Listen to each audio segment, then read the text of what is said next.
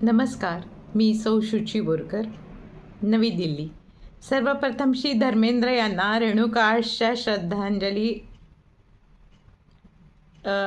कार्यक्रमात ईश्वर त्यांच्या आत्म्यास सद्गती देवो हीच प्रार्थना. श्री धर्मेंद्र हे पंजाबातील एक छोट्या गावातून सैनवालमधून आलेले शेतकरी आणि शिक्षकांचे पुत्र होते. त्यांचा जन्म नसराळी या खेड्यात झालेला. पंजाबी भाषा, पंजाबी कल्चर आणि लुधियाना पंजाबजवळचं त्यांचं सैनवाल हे गाव म्हणजेच साडापिंड हे त्यांच्या आत्म्याचं अविभाज्य अंग होतं. ते सरसूचे पिवळे फुलांनी भरलेले शेतं, पंजाबातील सतलज आणि चिनाब नद्याचं खळखळ वाहणारं पाणी, त्यांच्या गावातलं त्यांचं घर हे कायम त्यांच्या मनातलं राहिलेलं एक श्रद्धास्थान होतं. एका सनातनी पंजाबी आणि अतिशय भावूक धर्मवीर असं त्यांचं मन सातत्याने मातीशी जोडलेलं होतं. चिडिया नाल में बाज लढावा, गिदडानू में शेर बनावा, 1.25 से 1 लढावा, ताई गोविंद सिंग नाम धरावा, हे त्यांचं एक चिरंतन वाक्य होतं. मी त्यांचं जटयमला पगला दिवाना ह्या गाण्याचं स्मृतिपुष्प अर्पण करते. या रील गाण्याची पार्श्वभूमी ही धर्मेंद्र यांच्या रिअल जीवनाशी खूप मिळतीजुळती आहे. या गाण्यात त्यांचा अभिनय वाखाणण्यासारखा होता. त्याचबरोबर त्यांची दुसरी पत्नी हेमा हिच्यावर त्यांचं अतोनात प्रेम होतं. त्यांची दोघांची केमिस्ट्री पडद्यावर आणि पडद्याबाहेर सुद्धा एकदुजे केली होतीच. हे अजरामर प्रेमगीत प्रतिज्ञा या सिनेमातील असून बोललेले आहेत श्री संगीत आनंद बक्षी यांनी आणि संगीत दिलंय लक्ष्मीकांत प्यारेलाल यांनी. आवाज गायक आहेत श्री मोहम्मद रफी. कवी आनंद बक्षींनी शब्दबद्ध केलेलं हे गीत एका पहिल्यांदा प्रेमात पडलेल्या तरुणाची लगबग, उत्स्फूर्त ऊर्जा, आनंद आणि थोडी लाज अशा मिश्र भावना सांगणारं अजरामर प्रेमगीत आहे. ज्यात तो स्वतःवरच कोटे करत स्वतःला वेडा पागल मूर्ख म्हणतोय. या गीतात धर्मेंद्र म्हणजे एक गावकरी तरुण गळ्यात पंचा आणि बांबूवर चढून कोलंट्या खात असताना त्यांनी हे प्रेमगीत प्रकट मोठ्या कौशल्याने सादर केलं आहे.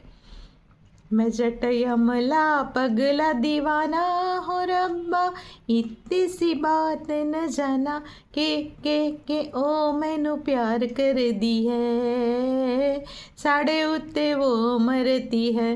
खरं तर प्रेमात जातपात, गणगोत्र काहीच महत्त्वाचं नसतं.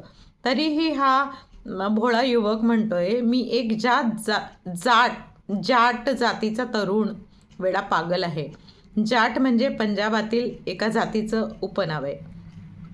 देवा, मला इतकंही कळलं नाही की तिचं माझ्यावर प्रेम आहे.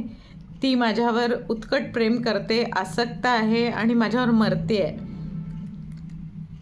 उसने तो कहा हर बात को इशारे में, दिया भी जला के रखा रातों को चौबारे में, रेशमी दुपट्टा फेंका पिंग के हुलारे में, मेले में अकेले में बाजार सारे में, कौन सा बनाया ना बहाना बहाना बहाना, मैं जटयमला पगला दीवाना. तिने प्रत्येक गोष्ट मला खुणेने सांगितली. माझं लक्ष वेधण्यासाठी तिने चौकाच्या अंगणात दिवा पण लावून ठेवला. स्वतःची रेशमी ओढणी झुल्यावर फेकली. मेळ्यात, एकांतात, भर बाजारात सगळीकडे असे तिने अनेक बहाणे बनवले. तरीही मला काहीच कळू नये. किती मी वेडा, किती मी मूर्ख. पुढे म्हणतात, ऐसा नहीं होती तो वो ऐसे शर्माती ना, मुझे आके देख सड़क पे भाग जाती ना, जुल्फ के घूंघट में मुखड़ा छुपाती ना, छोटी सी उम्र में ये दिल को लगाती ना, प्रेम का रोग पुराना पुराना पुराना, मैं जटयमला पगला दीवाना. पुढे म्हणतोय की जर असं नसतं तर ती इतकी लाजली नसती. मला पाहून रस्त्यावर येताना पळून गेली नसती आणि केसांचं घुंगट करून त्यात स्वतःचा चेहराही लपवला नसता आणि इतक्या कमी वयात हा प्रेमाचा जुना जीवघेणा रोग स्वतःला लावून घेतला नसता. अशा ह्या धर्मेंद्रजींना भूमीवर